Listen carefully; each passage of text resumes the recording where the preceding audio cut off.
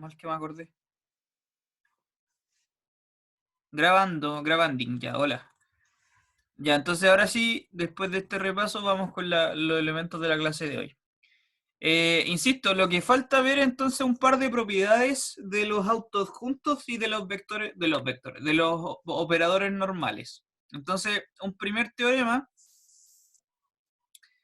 es el teorema inmediatamente de lo que estamos viendo recién. Dice, teorema.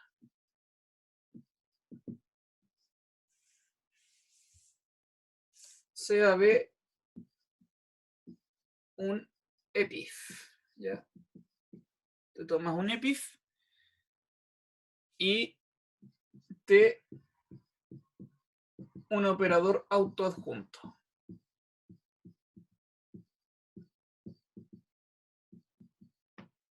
Tomaste un operador autoadjunto.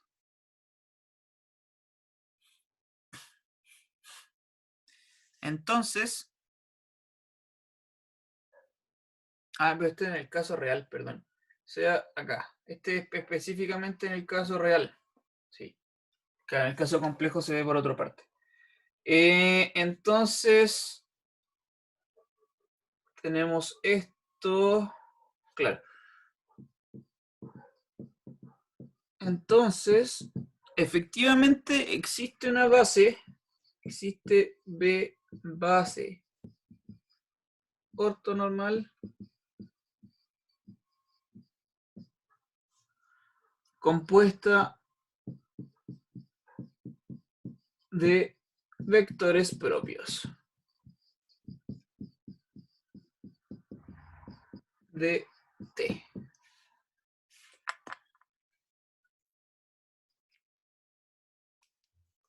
¿Ya?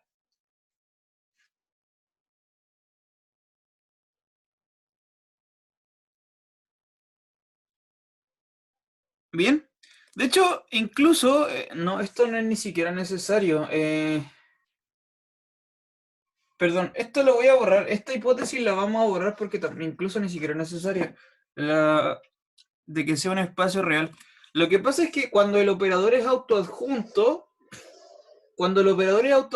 inmediatamente, solo con ser autoadjunto, podemos construir una base ortonormal de vectores propios, ¿vale?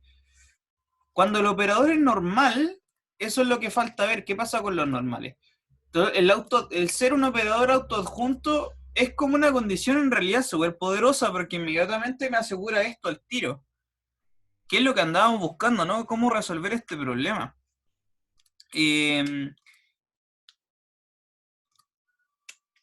Pero por otro lado, como habíamos visto en la clase anterior al principio, recuerde, al principio de la clase anterior, ¿qué fue lo que hicimos?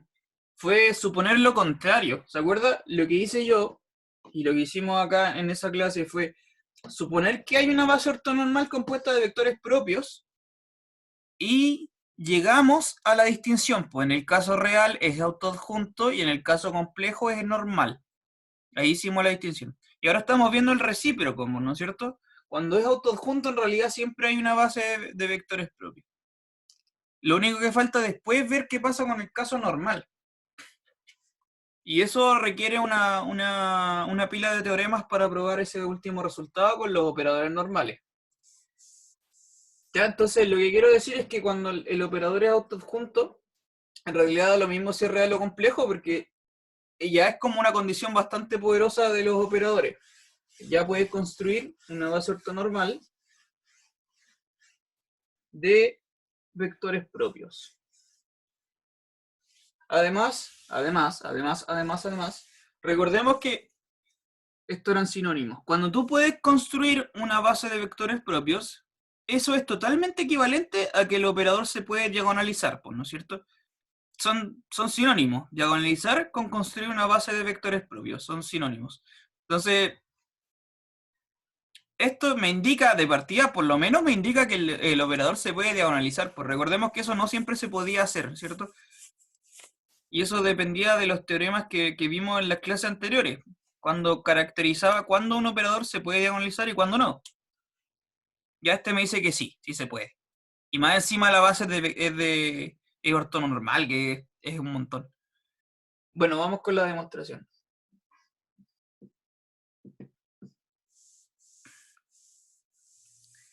Ya, vamos con la demostración. Entonces, tomamos un operador autoadjunto y queremos construir una base ortonormal de vectores propios. ¿Ya? Vamos a construir una base ortonormal de vectores propios.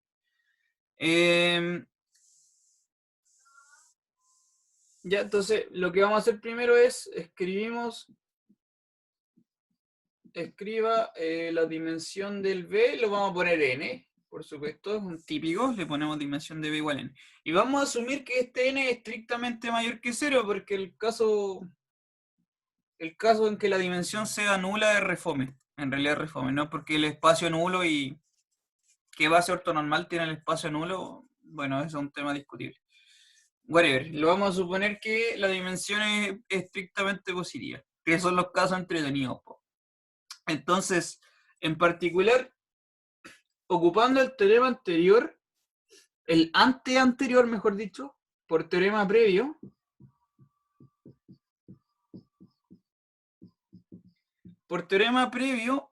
sabemos que los operadores autoadjuntos siempre tienen un vector propio, ¿ya? Entonces, por teorema previo, existe un vector propio inmediatamente, un vector propio del T.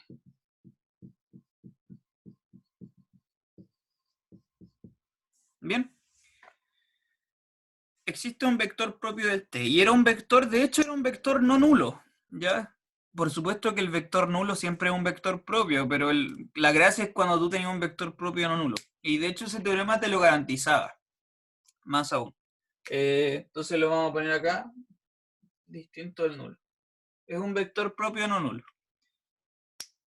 Ya. ¿Qué es lo que vamos a hacer? Como queremos construir una base ortonormal de vectores propios, este vector ya es un candidato bacán porque ya es un vector propio, pero no es unitario, ¿cierto? Como queremos construir una base ortonormal, necesitamos como normalizar los vectores, es decir, hacerlos que tengan módulo 1. Entonces, lo que vamos a hacer, naturalmente, es tomar, voy a llamarle B sub 1 al vector ponderado, que es el B ponderado con su norma. Esta cuestión, recordemos que tiene norma 1. Y también es un vector propio.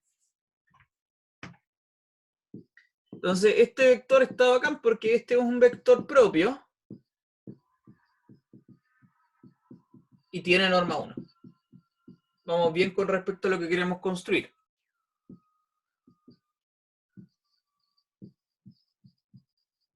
Ya. Listo. Por lo menos ya tenemos un vector de la base. Ese vector nos va a servir un montón. Entonces, ¿qué es lo que vamos a hacer? La demostración al final se hace por inducción en n, ¿ya? Si tú haces inducción en n, vamos a poder resolver el teorema, y no es para nada complicado. Entonces, ¿qué es lo que quiero decir? Que vamos a hacer inducción sobre el n, ¿ya? Entonces, el primer caso de la inducción es suponer el caso más básico, que es n igual a 1, ¿cierto? En n igual a 1 significa que la dimensión del espacio total es 1. Es decir, que este loquito de acá, el B sub 1, ya forma una base ortonormal del B. Entonces, en el primer caso inductivo, ya está lista la demostración.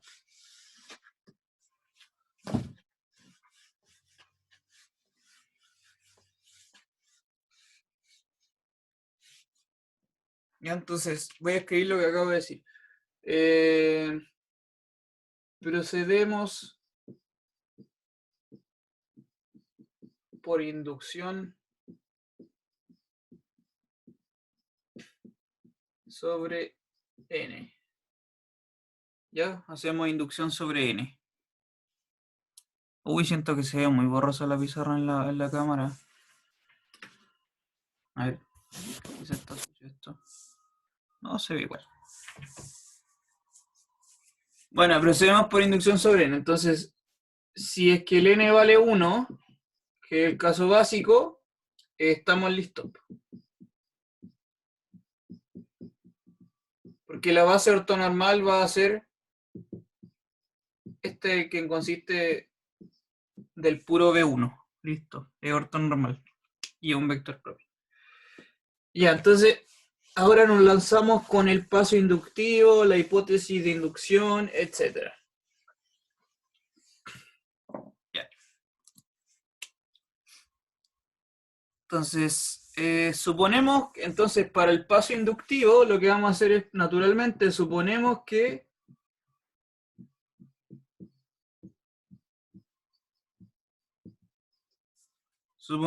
ahora que este teorema es cierto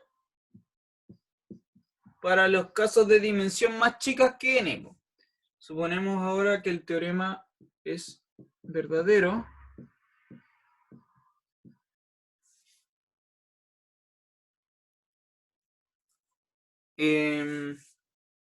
para todos los espacios de dimensión menor que n. Ya, entonces para todos los espacios de dimensión más chica que n, vamos a suponer que efectivamente podemos construir una base ortonormal de vectores propios. Bien. ¿Qué es lo que vamos a hacer naturalmente? Mire, naturalmente, como queremos construir una base ortonormal, primero significa que la base tiene que ser ortogonal, primero.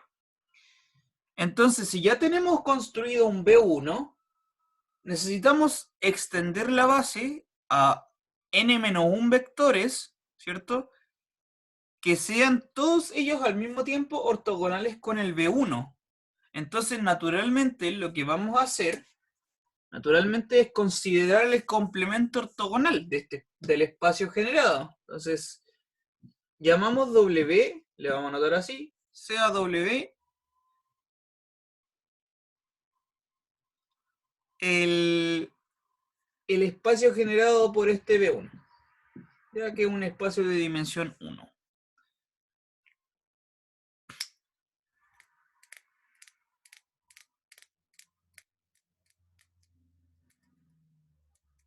Recordemos que, bien, ahora que tú tienes que el W es este loquito de acá y que el B1 es un vector propio, entonces lo que se sigue, entonces como B1 es vector propio,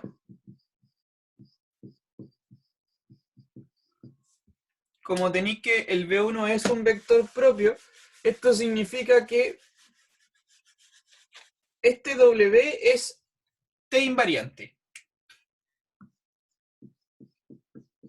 De hecho, esas cosas son totalmente equivalentes, porque solo consiste del espacio generado por un solo vector. Entonces, que este sea vector propio significa que todos los elementos de ahí, los múltiplos del B1, son todos T invariantes. Viven dentro del mismo espacio, naturalmente. Ya. Entonces, como tú tienes un espacio T invariante, ahora sí recuperamos el teorema anterior, por lo que significa que el complemento ortogonal va a ser invariante por el T estrella. ¿Sí? Entonces, por teorema anterior,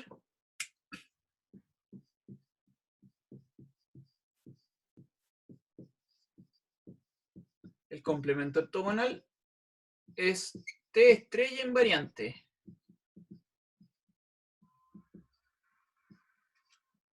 ¿Ya? El complemento ortogonal va a ser T estrella invariante. Pero, como el, como el T es autoadjunto, entonces el T estrella es lo mismo que el T.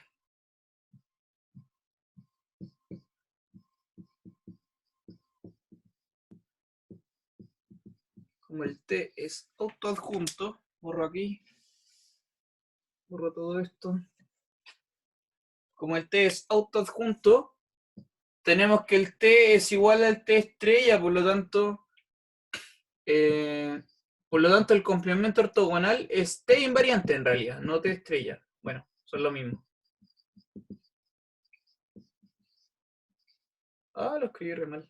Bueno, es T invariante. El complemento ortogonal es T invariante.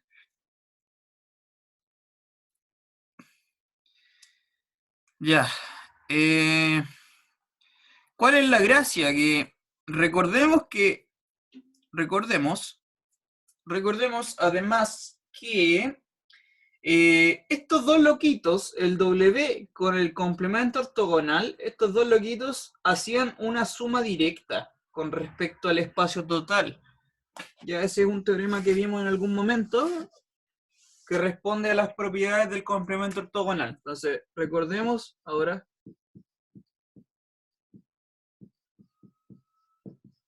recordemos que el V se descompone en suma directa entre estos dos, ¿cierto? Lo que significa en específico, en especial, en particular significa que como este W tiene dimensión 1, este loquito de acá, el complemento ortogonal tiene dimensión n-1. Y entonces podemos aplicar la hipótesis de inducción en este, porque tiene una dimensión más pequeña que el n. Y esa es la gracia de la demostración por inducción, que ahora podemos aplicar la hipótesis sobre el complemento ortogonal. Entonces, por lo tanto, la dimensión del complemento ortogonal es n-1.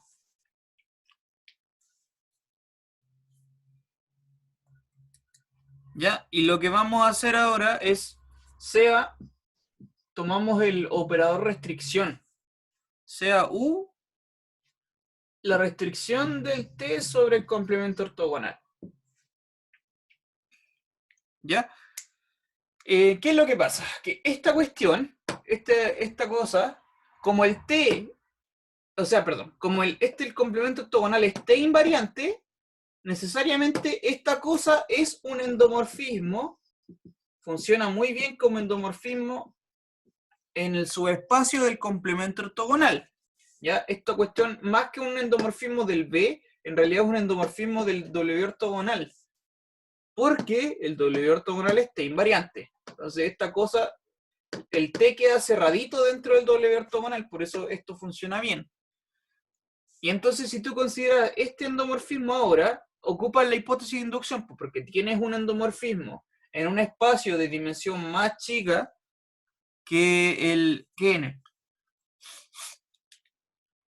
Y además es re fácil de demostrar que como el T es autoadjunto, el U también va a ser autoadjunto. Porque no, es lo mismo que el T, solo que restringió un dominio más chico, ¿no? Entonces, sea esta cuestión, ya. Como T es autoadjunto, U también lo es.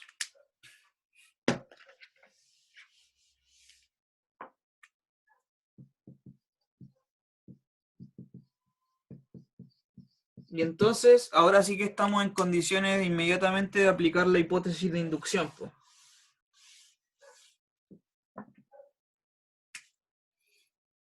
Entonces, por hipótesis de inducción,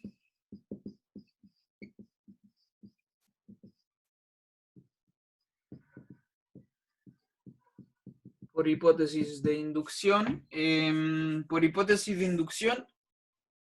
¿qué es lo que vamos a tener? Que este espacio existe una base ortonormal del W ortogonal. ¿Ya? Entonces, por hipótesis de inducción, existe esta base B2 hasta B sub n,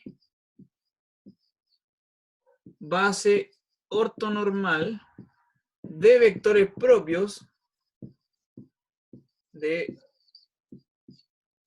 W estrella, de vectores propios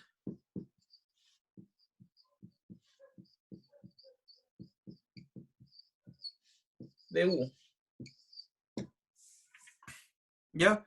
Lo estamos aplicando la hipótesis de inducción no sobre el T, sino sobre el U. Entonces, tenemos una base ortonormal del complemento ortogonal, tiene n-1 vectores, pero los vectores propios son sobre el U. Ahora, en realidad el U y el T son lo mismo, ¿no es cierto? Entonces, estos vectores propios en realidad sí que son vectores propios del T. Y entonces la base que queremos construir al final, ¿cuál va a ser? Tomar esta base de acá y unirle la base, o sea, el vector solito que era el b sub 1 al principio. Y eso sí que nos va a dar finalmente la base que andamos buscando. Entonces, finalmente, y esto concluye la demostración, finalmente la base deseada es esta B formada por B1, B2 hasta B sub n. Ya está, listo. Esa va a ser una base ortonormal formada únicamente por vectores propios del T. El U fue un auxiliar nomás, po. Al final nos quedamos con el T. Ya, entonces ser autoadjunto me da, en realidad me da toda esa información, pues me da que hay una base, se puede ortonormalizar.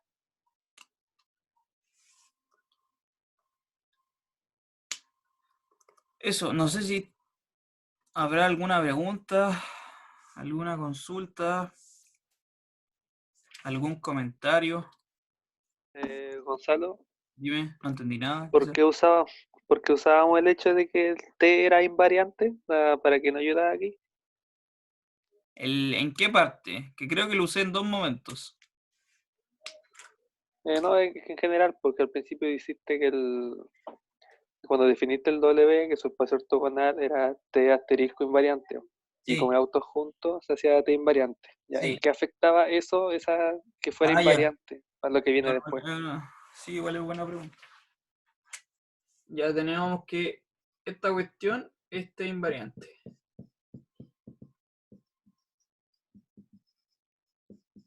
Ya. ¿En qué usamos esto? Pasa lo siguiente, que cuando definimos el U, ¿qué era el U? El U es tomar la transformación T y bajarla a este espacio más chiquitito, que no es el B entero, sino que este espacio más chico. Entonces, ¿qué es esta U? Precisamente esta U es una función que va de el complemento ortogonal en B. ¿Sí?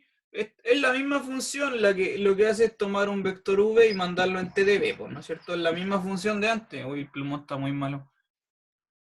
Es tomar la misma función de antes, pero el dominio ahora ya no es B, sino que es W ortogonal, ¿no es cierto? Ya. Por ahí no hay ningún misterio, es la misma cosa, solo que el dominio es más chico. Ahora, ¿cuál es la gracia? Que como este esté invariante, significa que estos T de B, como los V son sacados del W ortogonal, significa que estos T de B en realidad no solo viven en B como general, sino que más precisamente caben dentro del W ortogonal, ¿cachai? Entonces el espacio de imagen está aquí, en el W ortogonal. ¿Ya? Entonces, esta cuestión es más que una transformación lineal que va del W ortogonal en B, sino que una transformación lineal que va del W ortogonal en el mismo W ortogonal. Entonces, eso me permite concluir que realmente es un endomorfismo, y eso es lo que yo escribí en algún momento, que es un endomorfismo del W ortogonal. ¿Cachai?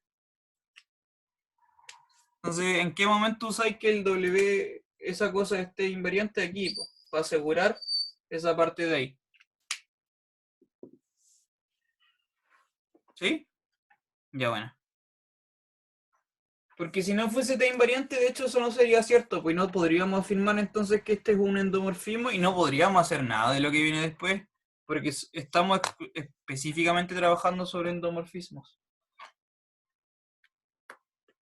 Ya, eso.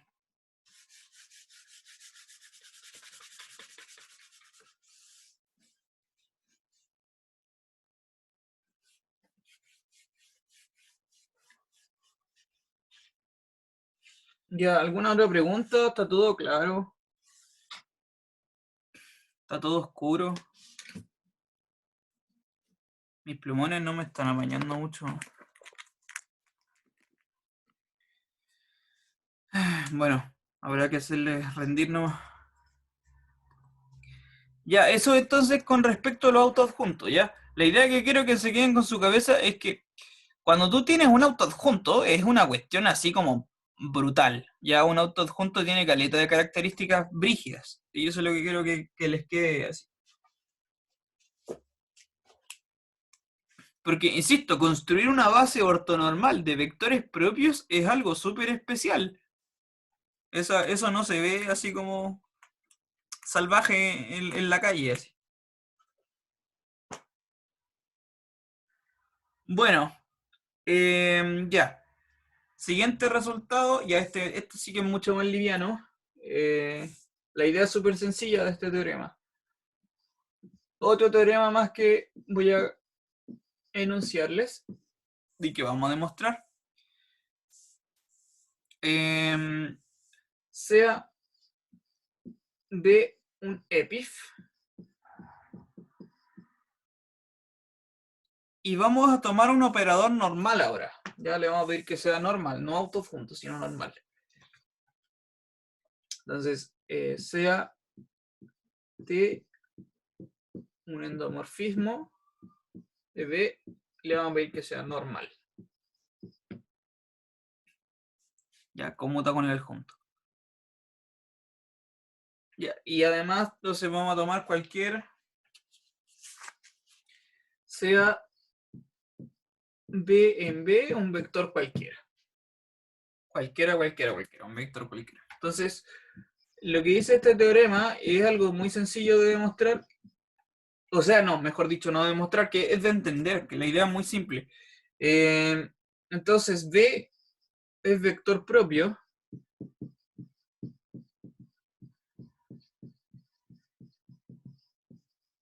de T con valor propio asociado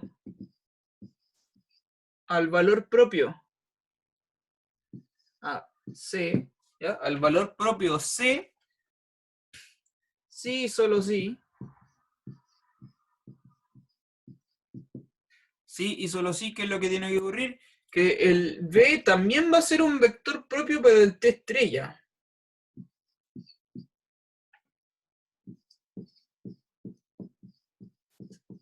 Vector propio de T estrella.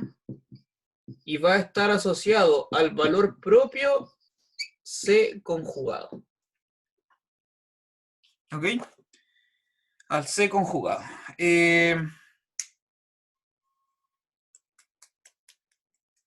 Entonces, y esto es algo que incluso vimos en algún momento de la clase anterior, pero apareció así como medio disfrazado. Yo se los comenté así como una observación nomás, pero este es más específico aún porque te lo da así como de golpe. Esto es lo que pasa. Y lo vamos a usar también, de hecho, en los teoremas más adelante.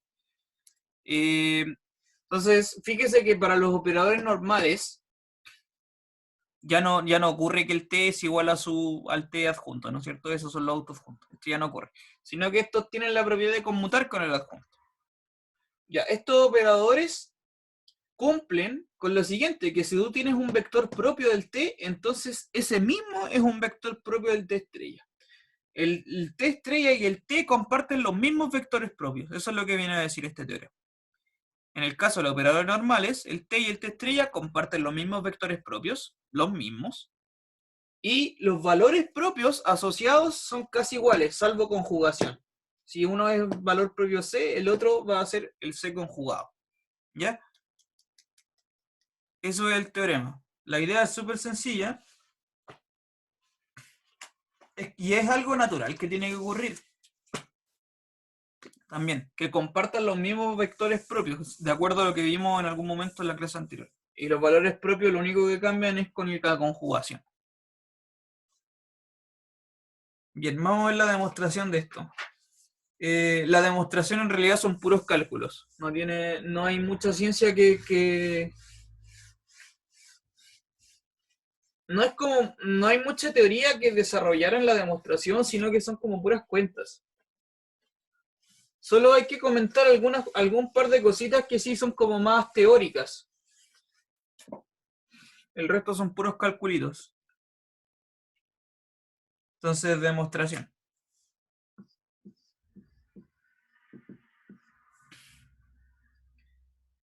Ya.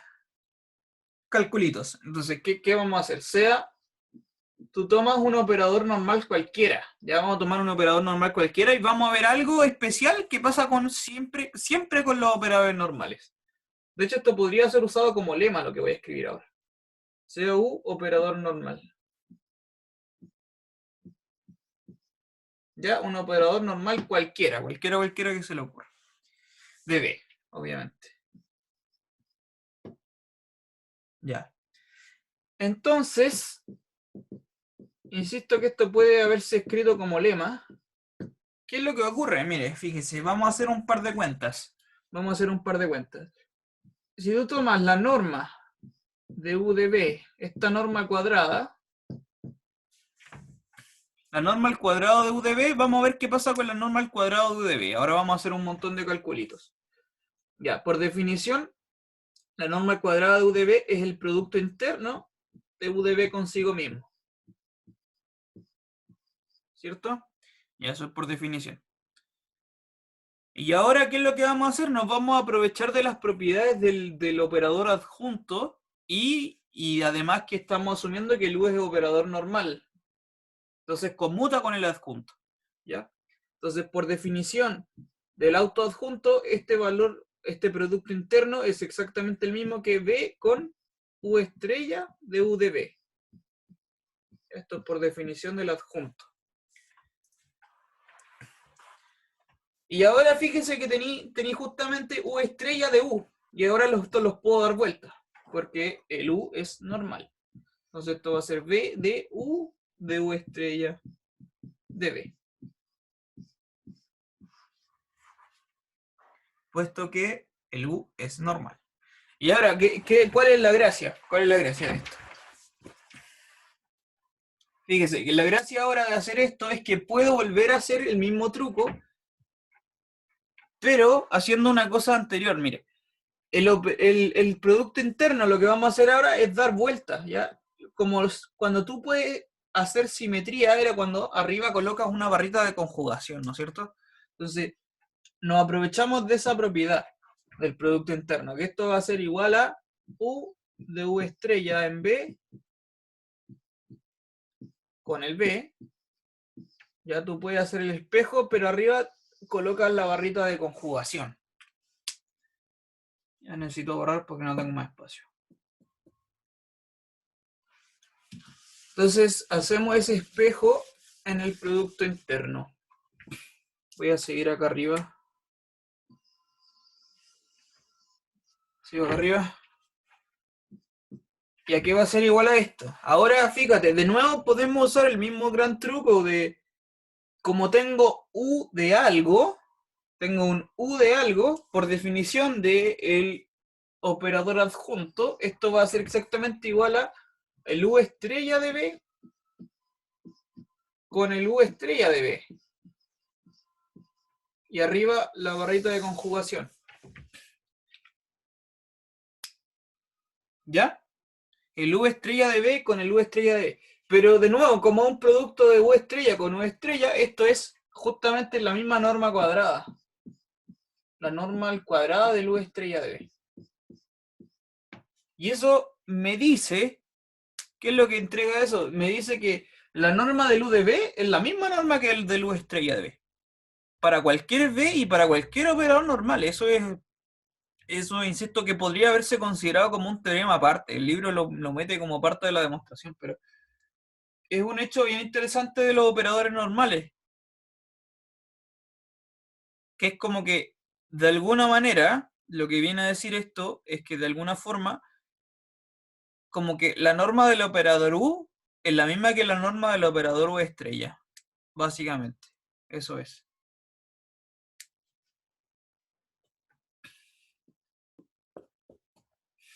Ya. Entonces, en conclusión, ¿qué significa esto? Que por lo tanto, para cualquier operador normal, para cualquier vector, la norma se preserva con respecto al adjunto. Eso.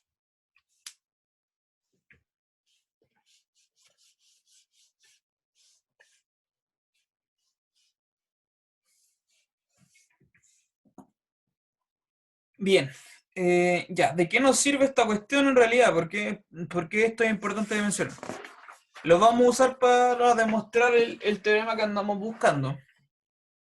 Que es que tomar los valores propios de un lado es el valor propio del adjunto con la conjugación. Ya, entonces ahora sí que demostrada esta cosa, ahora sí procedemos bien a la demostración del teorema.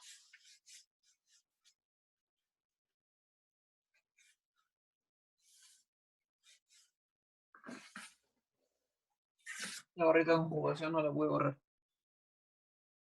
Ya, entonces, sea, ¿qué vamos a hacer? Sea C un escalar arbitrario.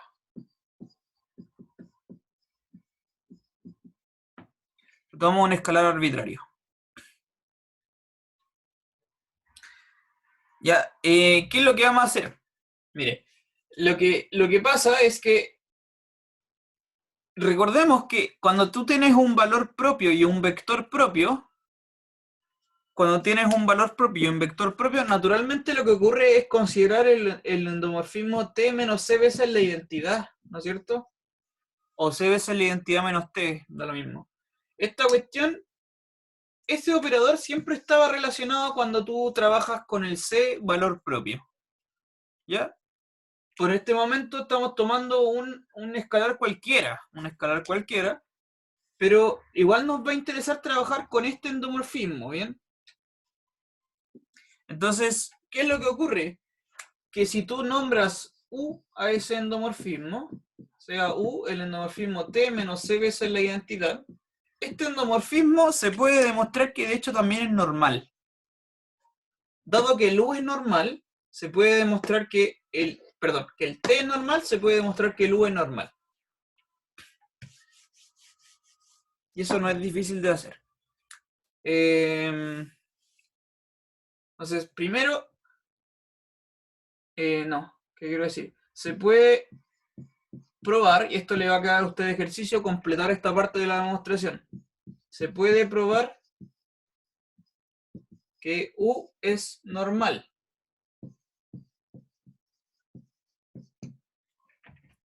¿Ya? No es difícil y tiene que observar observando que cuál va a ser el operador adjunto del U. Recordemos que el operador adjunto respetaba la suma y las multiplicaciones por escalares, sacando el escalar conjugado. Entonces, el U estrella, ¿qué es lo que va a hacer?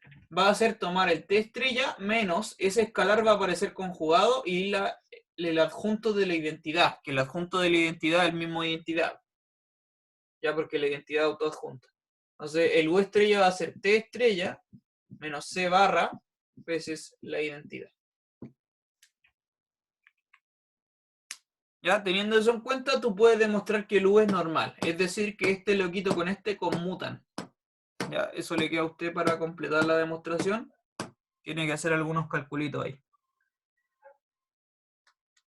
Y entonces, como el U es normal, aplicamos el lema que usamos recién. Como el U es normal, podéis tú aplicar el mismo resultado que vimos recién, es decir, que se preserva la norma del U con respecto al U estrella, ¿cierto? Entonces, luego, puesto que el U es normal, tenemos lo siguiente. Descompongo el U. El U es T menos veces C la identidad. Entonces, T menos C veces la identidad evaluada en el B ni siquiera tiene que ser un vector propio, el B es cualquier cosa, va a ser la misma norma que el U estrella evaluado en el B. Entonces, es T estrella menos C barra veces la identidad evaluada en B. Se preserva la misma norma. ¿Bien?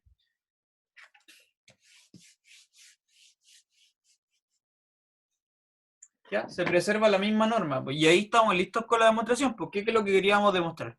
Queríamos demostrar que el B es un vector propio asociado al valor propio C, si solo si el B, el mismo B, es un vector propio asociado al valor propio C barra.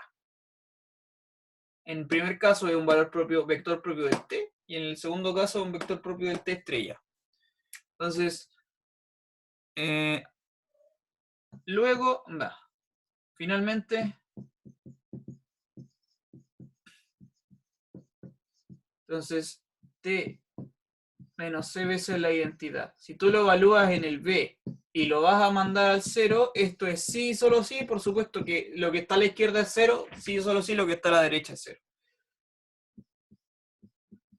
T estrella menos C barra veces la identidad. En B me lo manda al 0 también. Listo, listo. Pum, pum, pum. Queda demostrado.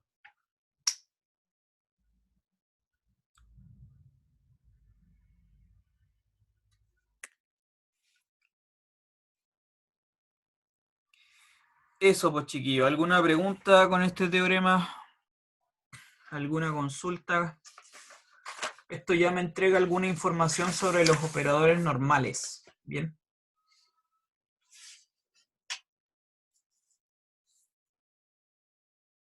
¿Alguna duda? ¿Algo?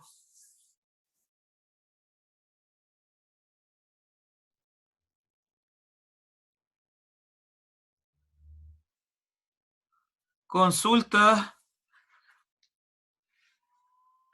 Pregunta, pregunta, pregunta. ¿No? ¿Está todo claro?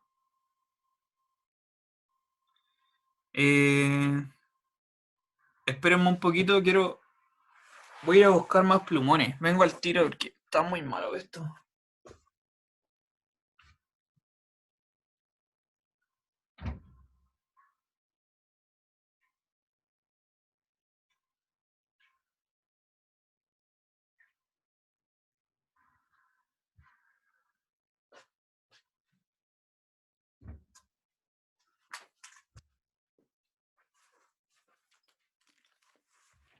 Ya.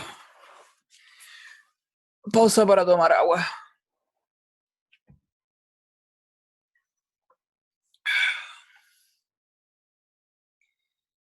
Ya, bueno, ¿cuánto queda? Media hora de clase. La verdad no sé si voy a alcanzar con los teoremas que faltan. Pero bueno, si no terminamos hoy, terminaremos el miércoles.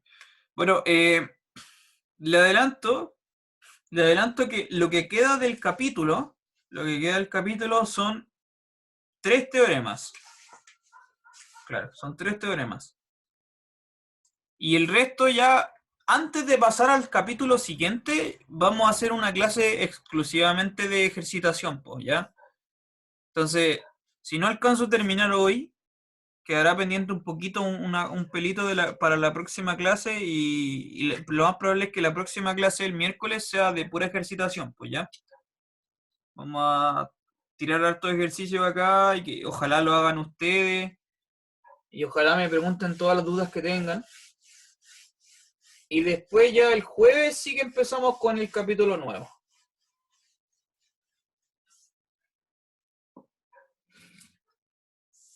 Entonces, insisto, quedan 3 teoremas aún, dentro de los cuales uno de ellos se deduce de los 2 anteriores.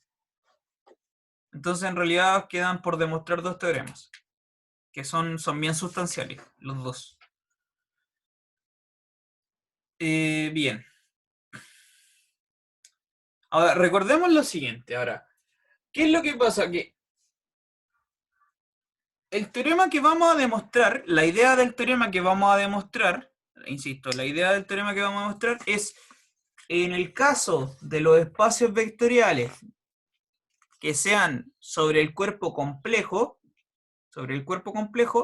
queremos demostrar que los operadores normales son los que poseen base ortonormal de vectores propios, ¿ya? Como lo vimos antes con el operador adjunto. Entonces, el teorema que queremos demostrar finalmente para concluir el capítulo en realidad es eso.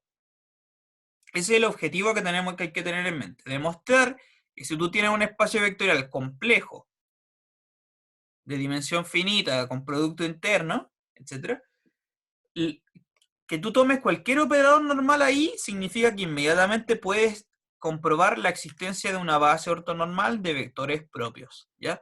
Y para demostrar eso, entonces se ocupan algunos resultados anteriores que apuntan a matrices triangulares, ¿ya? Entonces tenemos que retomar este concepto de matrices triangulares. Me imagino que todos están claros lo que es una matriz triangular. Una matriz triangular es que una matriz triangular puede ser superior o inferior, de hecho. Que tiene como un triangulito de puros ceros. Si es que arriba o abajo. Ya, pero recordemos una cosa también. Otra cosa antes. Antes de meternos de lleno en esto. Recordemos que en el caso de espacios vectoriales complejos, ¿ya? En el caso de espacios vectoriales complejos, siempre los operadores se pueden triangularizar. ¿Ok? De dimensión finita, eso sí. Entonces recuerdo, esto es un teorema que es del curso anterior de álgebra lineal, que quizás no lo vieron o quizás sí, yo no sé. Pero este es un resultado que se tiene siempre y es súper especial porque es exclusivamente para los números complejos. Entonces, recuerdo, si B es un C espacio vectorial, cualquiera, no tiene que tener ni siquiera producto interno ni nada, de dimensión finita.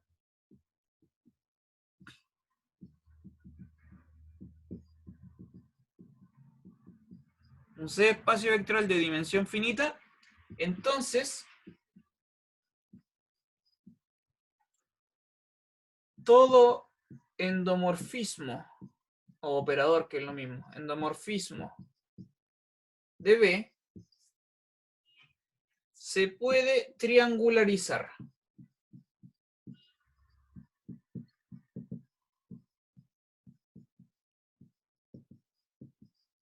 ¿Vale? Siempre se puede hacer eso en espacios complejos de dimensión finita. ¿Qué significa triangularizar un operador? No sé si se acordarán de eso. ¿Qué significa triangularizar un operador? O un endomorfismo, una transformación lineal.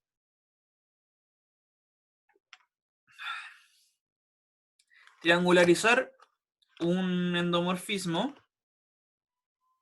Poder triangularizar un endomorfismo significa que tú puedes construir una base de modo que la matriz asociada sea triangular.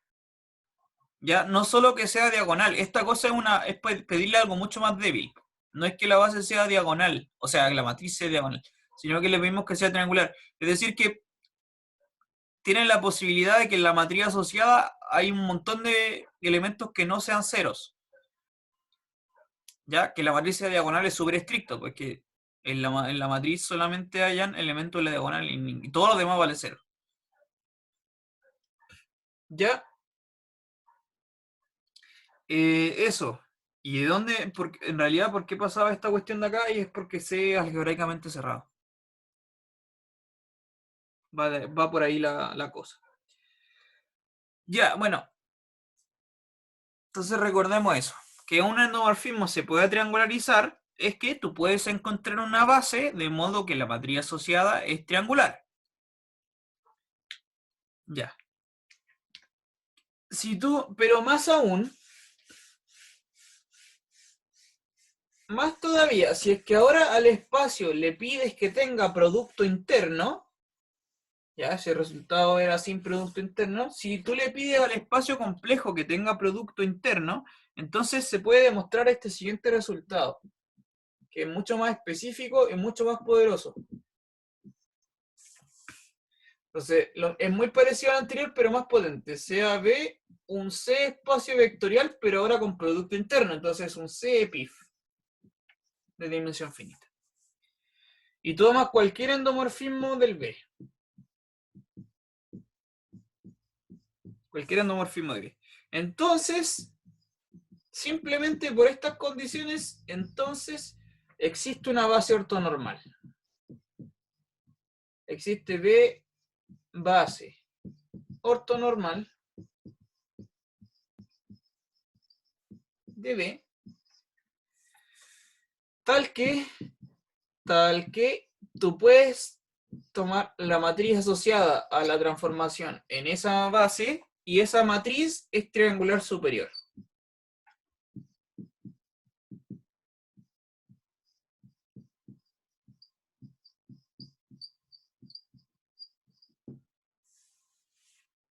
¿Ok?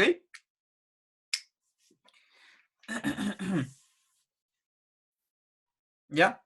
Se puede construir siempre una base que te dé una matriz triangular superior.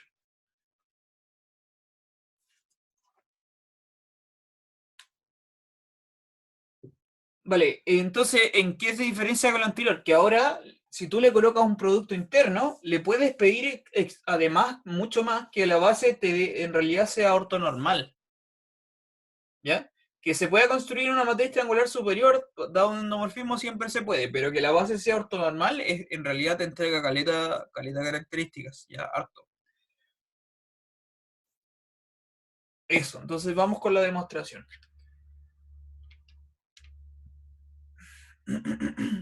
Tomo un poquito de agua.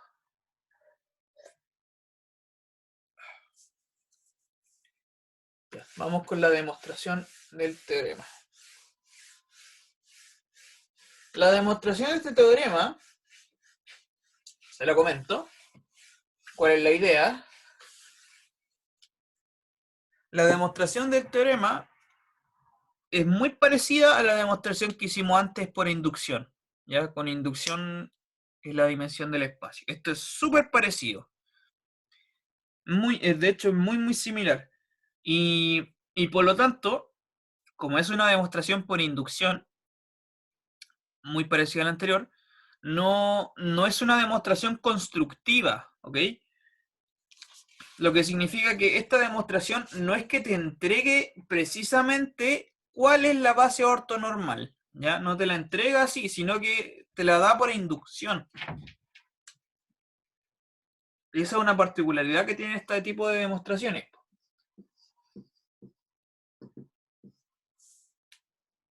Ya, demostrémosla entonces. Entonces, igual que antes, igual que la demostración de hace un rato, sea n la dimensión del espacio B.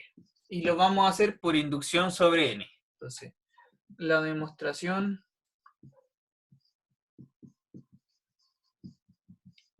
se hará por inducción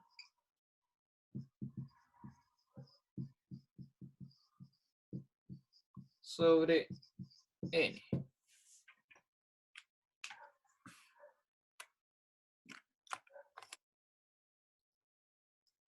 ¿Ya? Vale, nuevamente, ¿qué es lo que hicimos en el caso anterior? Nuevamente, como esto es por inducción, el primer caso más sencillo es el n igual a 1. Si n es igual a 1, ¿qué significa que el n valga 1? Significa que la dimensión del espacio es 1, o sea que la base consiste de un puro elemento. Una matriz de 1 por 1, ¿qué es una matriz de 1 por 1? Una matriz de 1 por 1 es un puro número, y un número siempre es triangular superior, pues. Entonces no hay nada que hacer acá. Uy, el plumón más malo. A ver, quizás con negro. Ya. Si n igual a 1, estamos listos. No hay nada que hacer. Porque la matriz va a ser siempre triangular superior, es un puro número.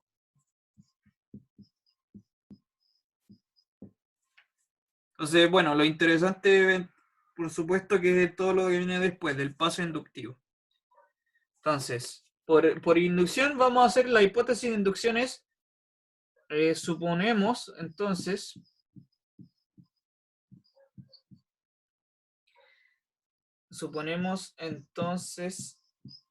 que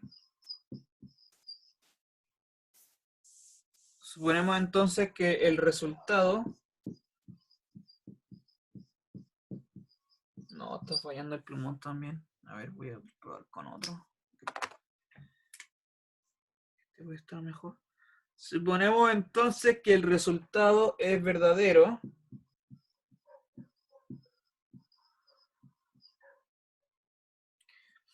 para espacios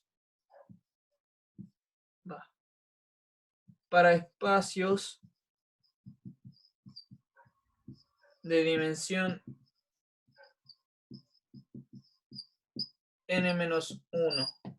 ¿Ya? La hipótesis de inducción va a ser esa entonces, para espacios de dimensión n-1.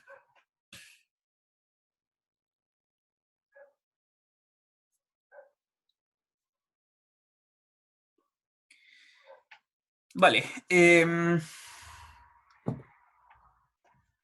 Ya, pues naturalmente, entonces, ¿qué es lo que vamos a hacer?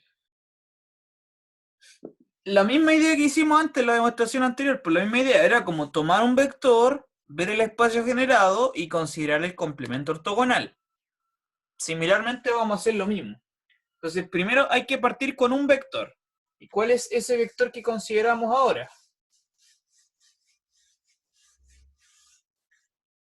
Comenzamos con un vector. ¿Y cuál es el vector que vamos a considerar? Primero, como el espacio es un C espacio vectorial, el cuerpo es complejo.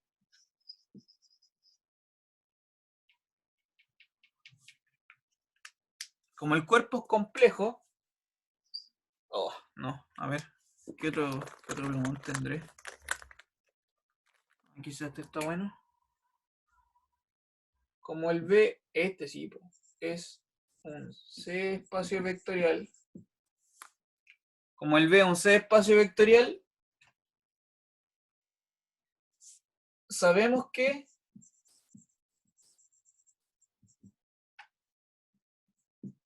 el T estrella posee un vector propio. Inmediatamente sabemos que el T estrella posee algún vector propio. Lo vamos a anotar como V, naturalmente tomamos la letra V asociado al valor propio C. Entonces, digamos V asociado a C. ¿Ya? Al valor propio C, complejo. Y entonces, ahora procedemos de la misma forma que antes, insisto, tomáis tú un vector dado, en este caso es este vector V, que está garantizado por algún teorema anterior, de hecho. De hecho, es por el teorema fundamental de la álgebra, así esto lo demostramos antes. Tomáis tú ese vector V y consideráis el espacio generado y el complemento ortogonal. Lo mismo, entonces inmediatamente vamos a tomar el W como el complemento ortogonal del espacio generado por V. Ya, y este vector propio de hecho no es nulo, también lo habíamos visto que no era nulo. Entonces, de nuevo, tomáis el complemento ortogonal del espacio generado y sea S la transformación restringida al W. Ya, la restricción de la transformación total la restringía este subespacio.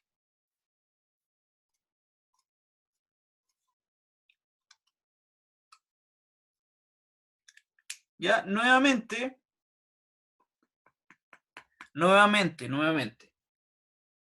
Como el B es un vector propio del T estrella, lo tomamos como vector propio del T estrella, el espacio generado, este de aquí, el espacio generado de acá, es invariante por el T estrella, el generado por B.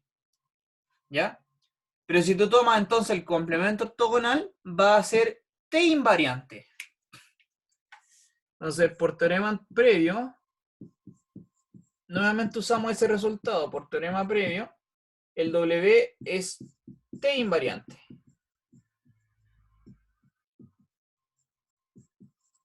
Y entonces, como es T invariante, nuevamente el mismo argumento que usamos en la demostración anterior. Como es T invariante, el S es un endomorfismo del W. Entonces, luego, S, esta transformación lineal, es más que una transformación lineal, es un endomorfismo del W. Ya, mismo argumento que usamos en la demostración previa.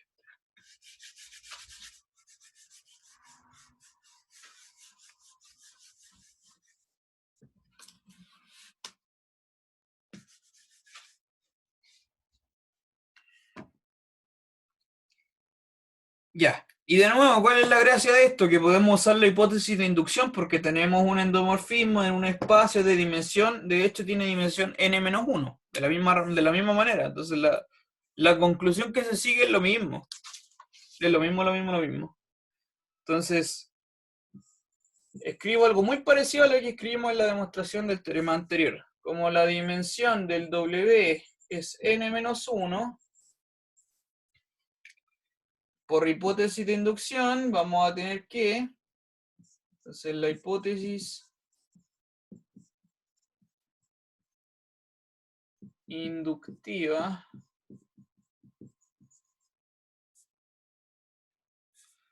nos va a asegurar, que nos va a asegurar que existe una base, le vamos a poner B', de n-1 vectores, de 1 hasta b sub n-1. Una base ortonormal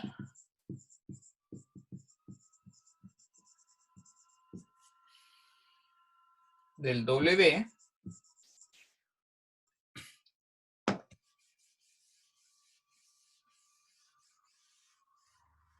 una base ortonormal del W, tal que la matriz asociada al S en esta base B' es triangular superior.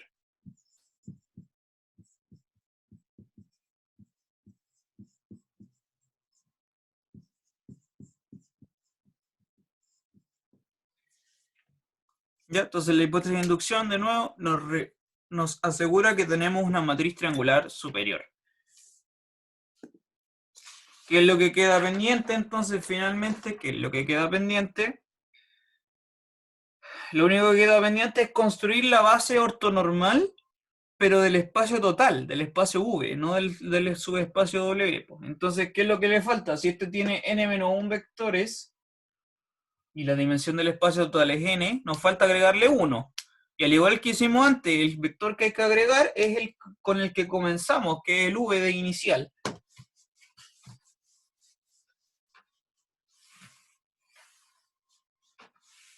¿Ya? Entonces, naturalmente, incluso podemos tomar el V que sea unitario, como hicimos en la demostración anterior. Entonces, naturalmente, lo que vamos a hacer ahora es tomar sea B sub n igual a B. Entonces, luego, la base que andamos buscando es B1 hasta B sub n. Es la base deseada. Voy a anotarlo acá. Es la base buscada.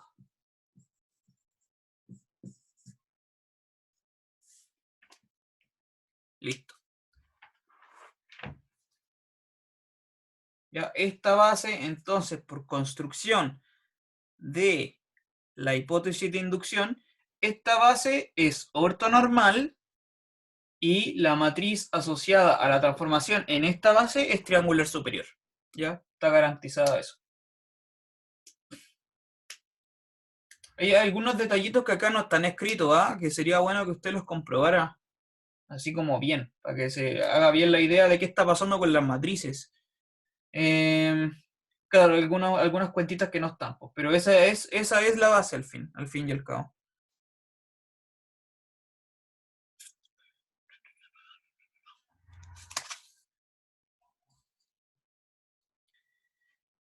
Ya, eso, eso.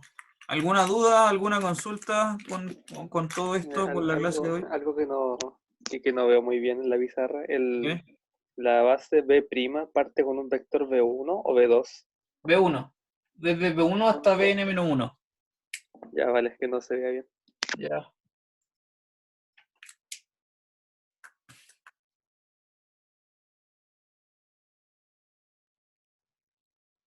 ¿Consulta, alguna pregunta, algo?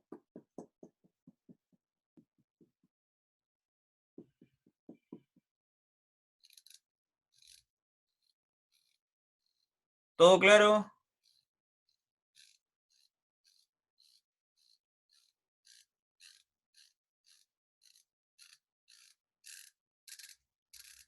Ya, bueno, bacán.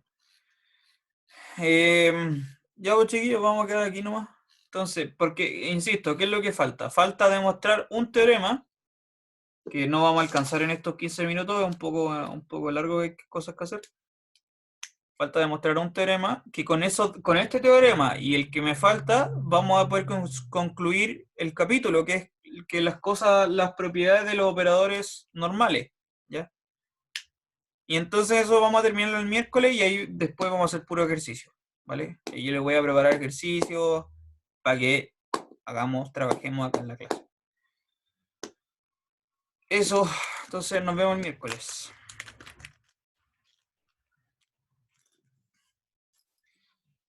Cuídense, que estén bien, chaito. Chao, chao. Chao a Ya, todos, profe. adiós. Chao, Chau, profe, chau. gracias.